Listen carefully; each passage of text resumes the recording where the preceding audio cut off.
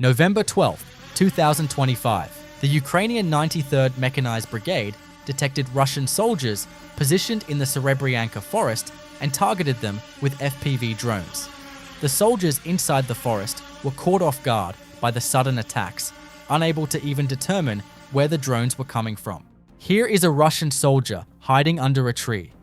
He has used his backpack as cover and is trying to conceal himself. He thought that by remaining motionless, the drone would not detect him. However, the drone had already targeted the Russian soldier. A Russian soldier became the target of an FPV drone in the middle of a field. The explosion occurred when the Russian soldier struck the drone with the tip of his weapon at the last moment. November 11th, 2025. A group of Russian soldiers using ATVs was spotted by the 414th Unmanned Strike Aviation Brigade on a logistics route heading towards Kharkov. An FPV drone carrying high explosives pursued the Russian attack group. The soldiers noticed the drone following them and made a big mistake by getting out of the vehicle and starting to fight. The UAV missed the Russian soldiers in its first attack attempt. However, it managed to target a Russian soldier by turning around with a quick maneuver. This is a Russian logistics UGV vehicle. Russian soldiers use this remotely controlled unmanned ground vehicle to transport ammunition and military equipment to the front lines. However, the vehicle was detected by Ukraine's 7th Airborne Brigade. A drone was sent to neutralize the Russian forces' UGV vehicle, but shortly thereafter, the vehicle hit a mine. November 11th, 2025. One Russian soldier continued to advance alone, bypassing Ukrainian defense positions in the north of the Pokrovsk region. However, this advance did not last long. A soldier detected by the Ukrainian military drone unit, Magyar's Birds, was targeted by an FPV drone. The FPV drone quickly reached the area and moved in to attack the Russian soldier. Even though the Russian soldier spotted the drone, he didn't panic at all and didn't even pay attention to the danger. But that was the end of him. The Ukrainian Steel Border Guard Brigade destroyed Russian soldiers, their positions, and equipment. Russian positions in the area were the primary targets in the attacks carried out in the North Slobozhansky direction. The positions of Russian soldiers hiding in the inner parts of the forest were identified one by one and eliminated. Generators and military ammunition all became targets. The fact that Russian soldiers built their positions underground also drew attention. November 10th, 2025. Two Russian soldiers were targeted by an FPV drone. While advancing in open terrain, the Russian soldiers, who were detected by Ukrainian forces, attempted to flee from the drone. One of the soldiers was directly captured by the drone. The other soldier couldn't run very far. There was nowhere to hide here. The exhausted soldier began to slow down and became the drone's target. The other two soldiers also failed to escape. A large Russian assault group became the target of kamikaze drones. The soldiers were collectively affected by the explosion. November 8th, 2025. One Russian soldier was spotted by Ukrainian reconnaissance drones while wandering alone in the Havrilivka area. The soldier was tracked by the drones for some time. He could have revealed the location of any shelters. However, it became clear that the soldier was completely alone. An FPV drone was sent after the soldier. The Russian soldier began to flee from the drone. However, the load he was carrying and his location made it impossible for him to escape the drone. The soldier couldn't escape being the drone's target.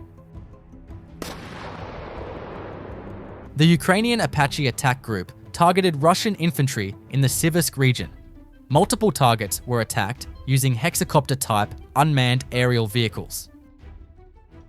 Russian forces' FPV drones were among the targets.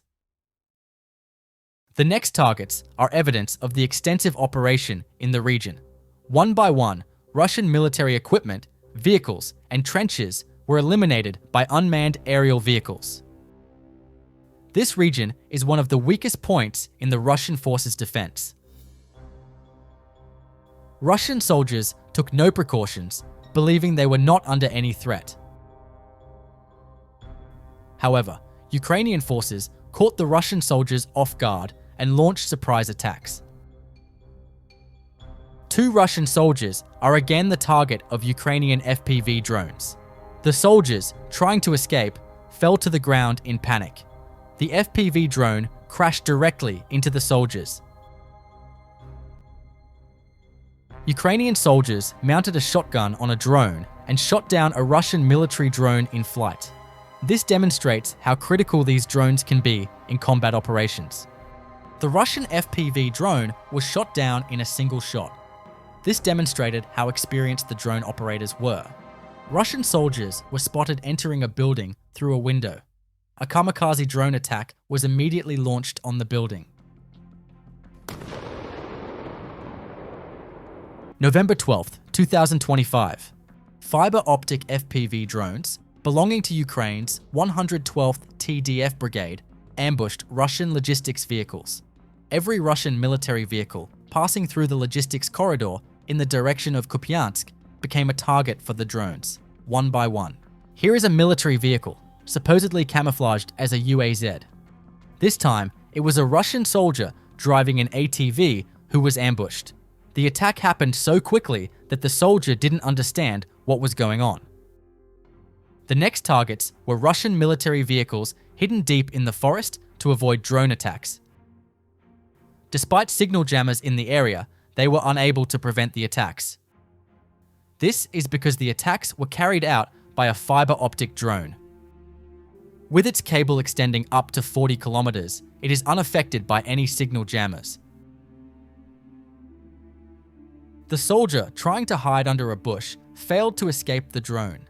Even though he realized the drone had spotted him, the Russian soldier did not flee from his position. Once again, Ukrainian FPV drones found Russian soldiers fighting alone and trying to hide in the forest and targeted them. The 93rd Mechanized Brigade's drone systems, under the command of the Signum Battalion, targeted Russian infantry forces in the Siversk direction using fiber optic drones. Not only did they target infantry, but they also completely neutralized military vehicles in the area. Military vehicles are among the battalion's primary targets. Without military vehicles, soldiers are helpless and left to die. Ukraine's 63rd Separate Mechanized Brigade carried out an operation to shoot down Russian drones in the Lyman sector. Kamikaze attacks were carried out on Russian drones flying in the area for reconnaissance or attack purposes. A large number of unmanned aerial vehicles were shot down on the Lyman front. Russian forces were prevented from gathering intelligence in the area and attacking Ukrainian soldiers. The T-80 tank, camouflaged by Russian soldiers, was quickly rendered ineffective by Ukrainian drones. Repeated attacks on the tank pierced its armor. The tank caught fire along with the ammunition inside. However, the attack did not end there. One final attack was carried out to ensure that the tank was completely disabled. A Russian soldier was spotted entering a shelter, and a drone strike was immediately carried out. The drone flew directly into the shelter. The Ukrainian 65th Separate Mechanized Brigade repelled Russian attacks on the Zaporizhzhia front. On November 12, 2025, Ronin operators used unmanned aerial vehicles to destroy 3 Russian soldiers, a motorcyclist, a Mavic drone, and 3 vehicles Russian assault brigades arriving in the area to attack were scattered by drone strikes. This area is a strategic line where Russian forces have intensified their attacks. It covers areas such as Orikhiv, Mala Tokmachka, and Robotyne. The main focus is on repelling Russian mechanized attacks, conducting reconnaissance and strikes with drones, artillery destruction, and air defense operations. Throughout the day, numerous Russian soldiers were neutralized in various vehicles they were using. Russian soldiers are unable to find sufficient equipment and vehicles to advance in the region. The Ukrainian K2 drone strike group also caused logistical disruptions by carrying out various attacks on Russian forces. Vehicles belonging to Russian forces attempting to deliver military logistical aid to the front lines were targeted, while numerous trenches and shelters were destroyed.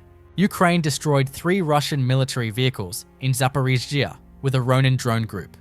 The Russians tested NATO with drone flights and sabotage in Europe, closing Belgian airports. Ukrainian President Zelensky called for urgent aid to repair energy infrastructure before winter. The Russian army trained reservists to protect critical infrastructure, but this was seen as preparation to deploy these soldiers to the Ukrainian front. The front line remained dynamic for 1,000 kilometers in Donetsk, while Ukraine created a 10 to 15 kilometer deep kill zone with its drone wall project.